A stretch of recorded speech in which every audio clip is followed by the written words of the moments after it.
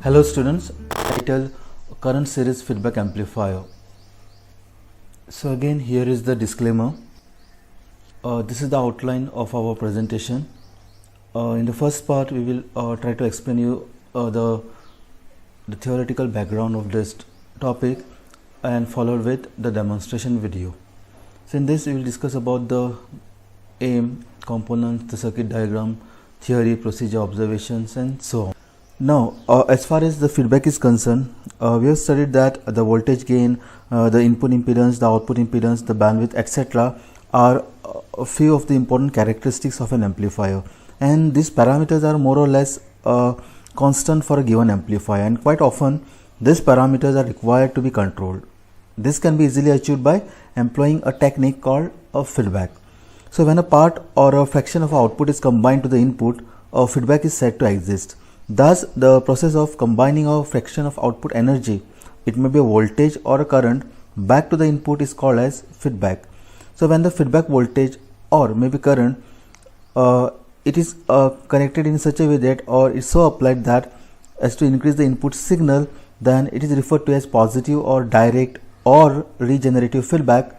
And since positive feedback causes excessive distortion and instability, it is seldom used in amplifiers. However, because of its capability of increasing the power of the original signal, it is used in original oscillator circuits. So when the feedback voltage, or for that matter current, is so applied as to weaken the input signal, that is when the feedback is in phase opposition to the input signal, it is called negative, inverse or degenerative feedback. This negative feedback reduces the amplifier gain, but it has numerous advantages such as it improves the gain stability, reduction in nonlinear distortion, reduction in noise, increase in the bandwidth or improvement in frequency response. Apart from this, it also increases the input impedance and decreases the output impedance depending upon the topology. Okay, and it is frequently used in amplifier circuit. The reduction in gain due to the negative feedback can always be compensated by increasing the number of stages. So both voltage and current can be fed back to the input either in series or in parallel, resulting in 4 basic feedback connection, and these connections are voltage series feedback, voltage shunt feedback, current series feedback and current shunt feedback. Now the comparative table is right in front of you. In this list, the voltage refers to the connecting the output voltage as an input to the feedback network, and current refers to the tapping of some output current through the feedback network.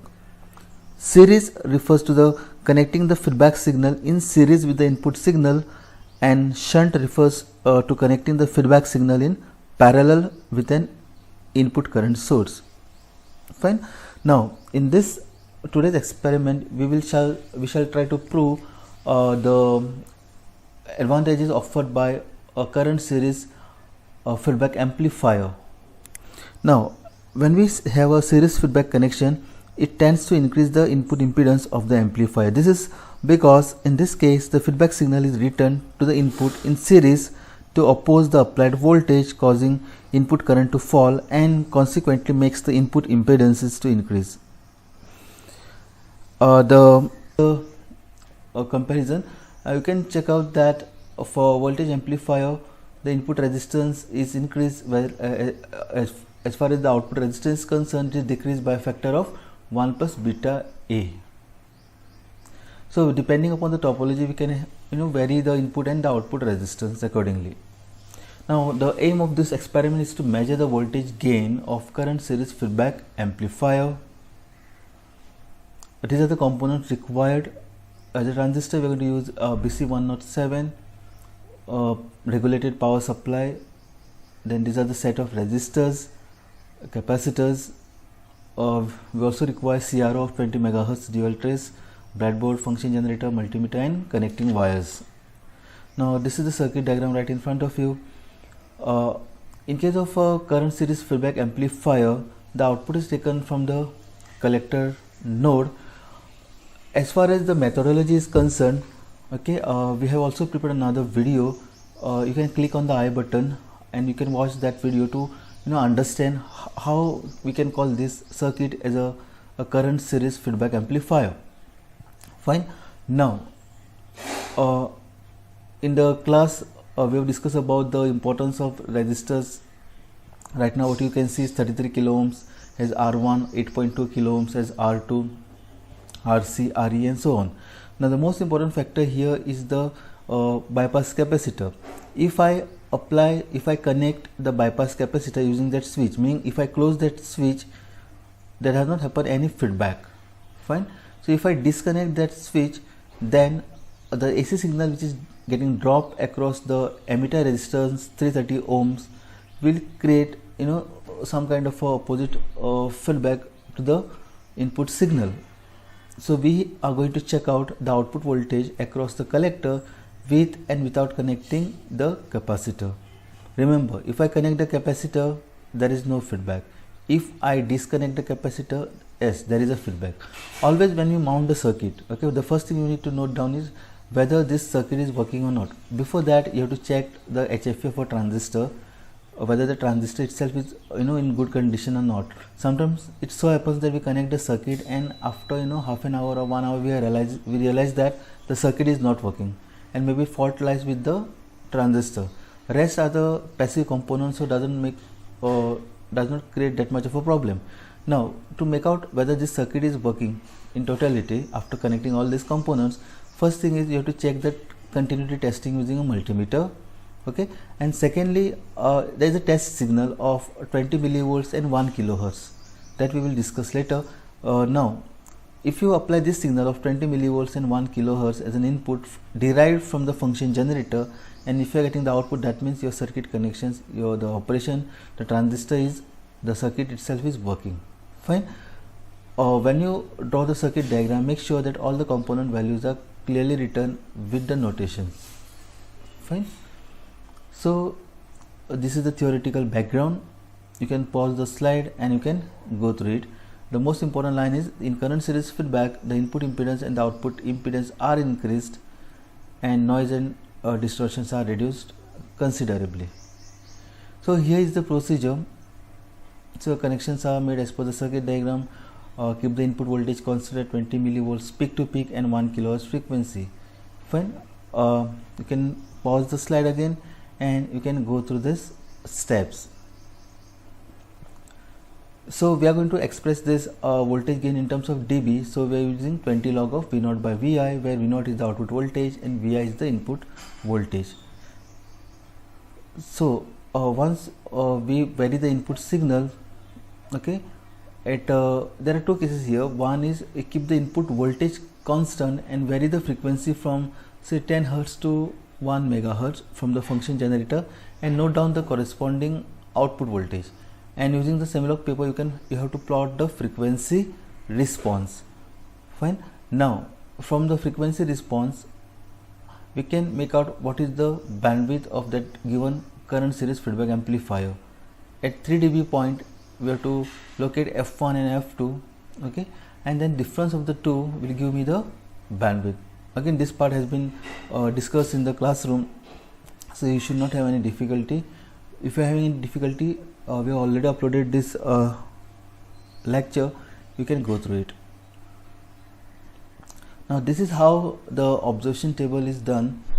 Serial number, output voltage with feedback, output voltage without feedback. So here the second and the third column is with respect to the capacitor. If I connect the capacitor, there is no feedback. If I disconnect the capacitor, bypass capacitor, there exists a feedback. Fine. Gain with feedback and gain without feedback in terms of dB. So it will be 20 log of V0 by Vi. V0 is the output voltage and Vi is the input voltage, which is presently kept fixed at 20 millivolts. And this signal of 20 millivolts is derived from function generator. Now to plot the frequency response, okay, we have to vary the frequency in steps of 1, 2, 5, 7, that is 10 Hz, 20 Hz, 50 Hz, 70 Hz, then 100 Hz, 200, 500 and 700. Fine. Nearly if I go up to 1 megahertz, nearly it will be 26 to 28 set of readings, and you have to note down the output voltage then gain as a ratio of V0 by Vi, and then in terms of dB it is 20 log of V0 by Vi. So this is how the model waveform looks like, and below you can see the frequency response. Fine. So you can see there are two vertical lines at f1 and f2 for second figure. So the one is lower cutoff frequency, the top one is upper cutoff frequency. The difference between the two is the bandwidth. And why do we have this the gain decreasing in the initial stage, again in the final stage that we have discussed? That's because of frequency roll off and intercapacitances observed in the transistor circuits. Now the most important factor is the precautions. So while taking the observation for the frequency response, the input must be maintained at, it should be maintained constant at 20 millivolts. So once you set the signal to 20 millivolts using the amplitude button of function generator, make sure that that knob is not changed. Okay, if it so happens that the input signal itself is getting changed, our entire readings will go wrong. Then the frequency should be slowly increased in steps. So we're going to get a continuous profile for that. The three terminals of the transistor should be carefully identified. We are using BC107. So next to the notch is the emitter, followed by base and collector.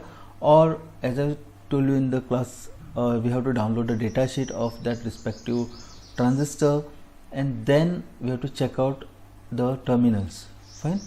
And most importantly, the connection should be correct. We should not take the breadboard for granted. Sometimes there are loose connection in the breadboard itself due to the metallic plates. So make sure that once you assemble the circuit, okay, using the continuity tester function of multimeter, see that each and every connection is properly done. And then this is the expected results once you perform the experiment. What we need to understand is the voltage gain, and right in the beginning we have said that the voltage gain with negative feedback tends to reduce, but then it has some other advantages like the bandwidth is increased, the noise is reduced, the distortion is reduced, and especially in this case the input impedance and the output impedance we have to note down. Fine. And we have to also calculate the gain bandwidth product. So in case of results, we have to express our results in terms of some values. So we have to include the quantitative analysis, and then final is the conclusion. Conclusion is the outcome of what we have stated as an objective in the aim. Fine. So with this brief introduction, we will start with the demonstration videos.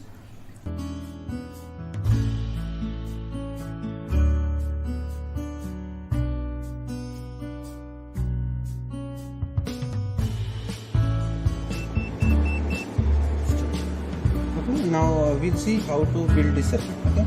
Now, as already explained, this is a circuit diagram of current series feedback amplifier.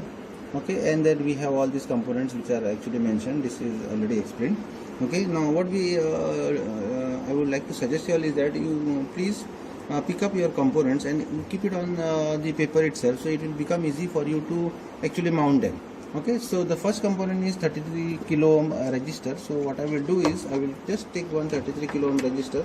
You need to verify whether it is 33 kilo ohm resistor properly. Okay, don't simply pull out any resistor and place it there inside. Okay, so just see that we have a 33 kilo ohm resistor. So I will just place it over here. This is 33 kilo ohm resistor. This is one thing. Next we have 8.2. Okay, please actually check your components before mounting. Okay, you have to actually so we need to place 8.2 kilo ohm resistor over here. Okay, and then 1.5 kilo ohm resistor I will take it and place it over here, and then 330 ohms I have.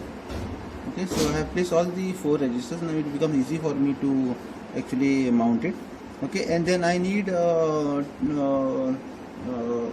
microfarad capacitor. So this is one 10 microfarad capacitor, and then I have put a 10 microfarad capacitor, one more 10 microfarad capacitor, and final this is your bypass capacitor, that is of 100 microfarads.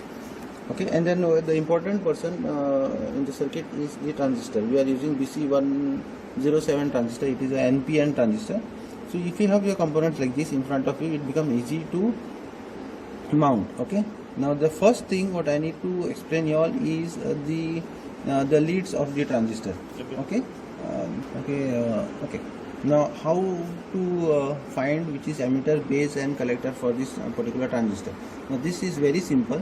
Now if you see this transistor, we have a notch over here. You can see there is a notch over here.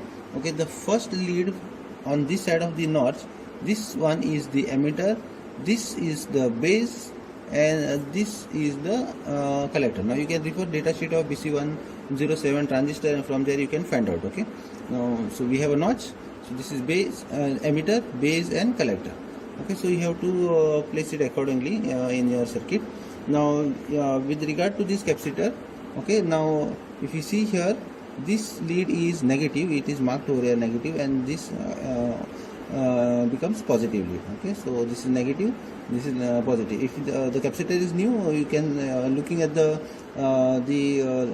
length of the connector, you can come to know that this is negative, this is positive. Actually you have to see earlier, this is negative and then this is positive. Now this we have done. Okay, now we'll place the components onto our breadboard. Okay, so we'll shift these components to our breadboard. The very first thing what you need to do is you have to place your transistor. Okay, so usually your transistor is placed in this manner. So half section will be in the top lines and half section will be down. We have mounted the transistor. Okay, so this is your emitter, this is the base, and this is the collector. Okay, now as per the circuit diagram which is over here, okay, you have to mount the components. Okay, so this is the collector. So what I will do is that I will try to mount the components of the collector. Okay, so from we'll see that we'll keep this as VCC and we'll keep this as ground. Okay, so from VCC, so I'm actually mounting 3.33 kilo ohms. Okay, so from VCC, okay, this is VCC. Okay, I am putting, so this is my base. Okay, so first component is gone. Okay, so one side it is VCC, the other side, okay, I have put it in the base slot. Okay, so this is done. So 33 kilo ohms. Okay, so base, one side it is VCC, another you can see here it has gone to the base. Okay, so this is done. Next is your 1.5 kilo ohms. Okay, so again VCC, again this is VCC. Okay, we have VCC. Okay, and we'll put it to collector here. Okay, so two components are mounted. So this is done. So VCC and so 33 kilo ohms and 1.5 kilo ohms is already mounted.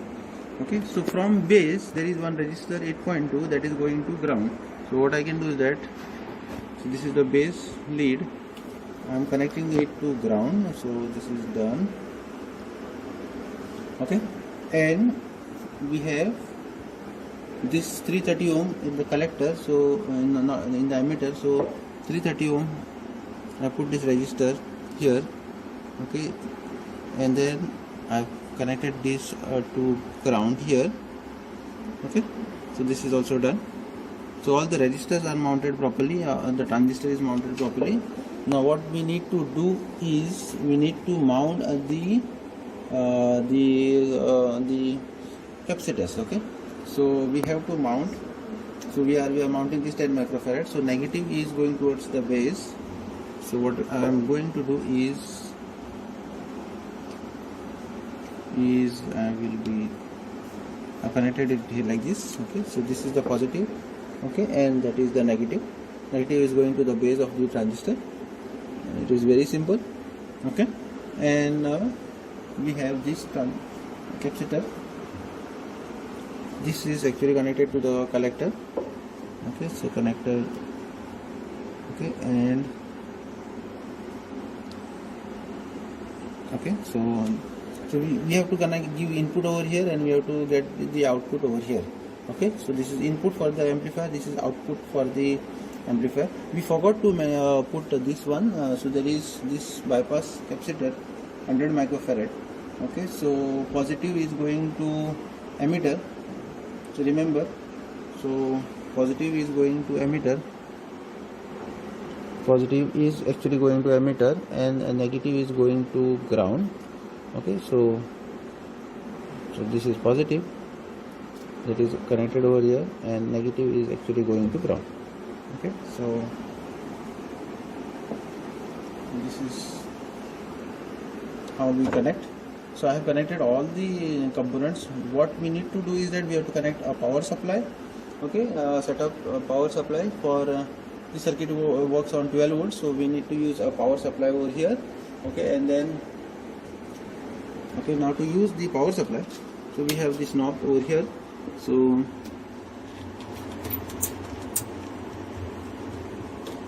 this is done.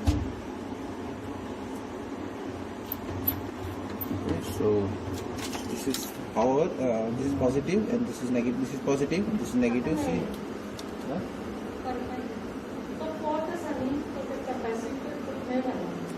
Okay, so we have to connect VCC here. This is your collector side, and this is your ground. So these connections are done. Okay, simple it is. So this is 12 volts. This is ground. Okay, now we need to give input. So input we are taking from this function generator. So this is our function generator. Okay, so input is to this. Okay, to this capacitor here. Okay, and this I am connecting to ground. So I have given the input. Okay, and to check to see the output, what I am doing is I am connecting the CRO. Okay, the output. So this I have connected here. Okay, and this is connected to ground. That's it. It is a very simple circuit. Okay, so we have actually mounted the entire circuit. We need to check whether we are getting output. So we have to set this up to. We have to press this button over here. It is set to 15 volts. We need to reduce it to 12 volts here. Okay, and okay, we have to set this over here. Okay, so you have to. Okay, we'll see the output here. So here we have. So what I have done is that. So we have two channels for the CRO. This is channel 1. Okay, and this is channel 2.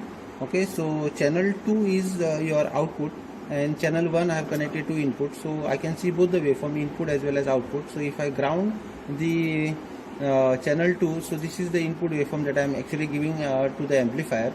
Okay, and then if I remove this ground, okay, so you can see that you are getting an output which is higher than as compared to the input, because both the voltage levels are same. So you see that there is a lot of amplification that has happened over here. We will see how much it is. Okay, and you can also note that the output waveform is 180 degrees out of phase shift with the input signal. So the amplifier is working perfectly fine as per the design. Now, okay. So this is the output of the amplifier. Okay, now what we need to learn over here is that with feedback and without feedback. Now the main component that is actually giving feedback is this capacitor over here. So when it is in the circuit, okay, there is no feedback happening. Okay, so the output is higher as compared to the input over here. You can see in these waveforms, you can see this is the output section, this is the output waveform. It is higher as compared to input. Okay, but if I remove this capacitor, okay, so when I remove this capacitor, there is a feedback that happens over here. Okay, and then see the output has reduced, okay, because of this feedback. Okay, so this is something that is important for you all to understand. So this is with feedback. Okay, this is with feedback, and if I put it again, okay, so without feedback, the output increases. So this is what you have to note. Okay, so this is without feedback, where the capacitor is there in the circuit. Okay, so you have a higher amplification. So when you remove the capacitor, you have a feedback, and see the output has reduced to very small voltage. Okay, so you can see here. Okay, so this is your output and this is your input. Okay, so I'm just putting it again for your reference. see output. Now you can see your output. Okay, and see, this is with feedback. Okay, when the capacitor is removed. Okay, so this is what we need to understand in this particular experiments. Okay, so hopefully you have understood. Thank you.